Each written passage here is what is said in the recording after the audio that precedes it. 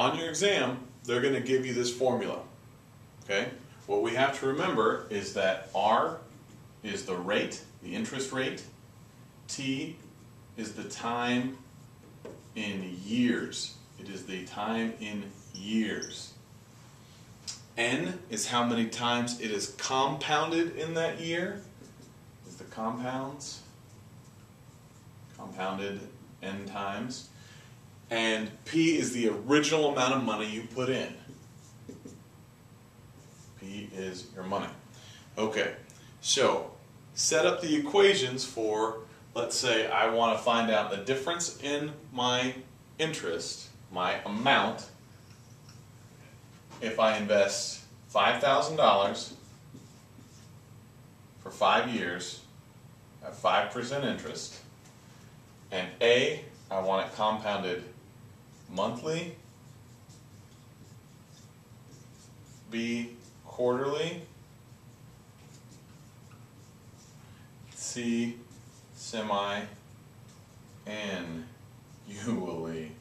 My handwriting's bad. Alright, I'm not going to do all the equations on my calculator, but I am going to set them all up. What is P? P is the initial amount of money I started with. That's 5,000. What is R? Our rate is 5%, so 5 years, 5%. That becomes 0.05.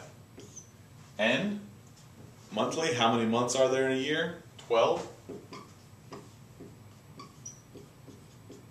Okay, so this is how I would set up A, and then I would enter that into my calculator. If I'm going to set up B, quarterly, the 5,000 stays the same. This all stays the same. The rate stays the same. Well, how many times do we compound it if we do it quarterly? 4 times in 1 year. Okay, that's how I set up B, and I enter that into my calculator. Semi-annually. The only thing that's changing in these is the value of N. Okay, semi-annually is twice a year. There you have it. That's how I set up all those equations. And you're going to have your calculator, and you're going to be given this equation. Okay? So this is how I do it every single time. Monthly is 12 times a year, quarterly is 4 times a year, semi-annually is twice a year, weekly is 52 times a year. But there you have it. Okay.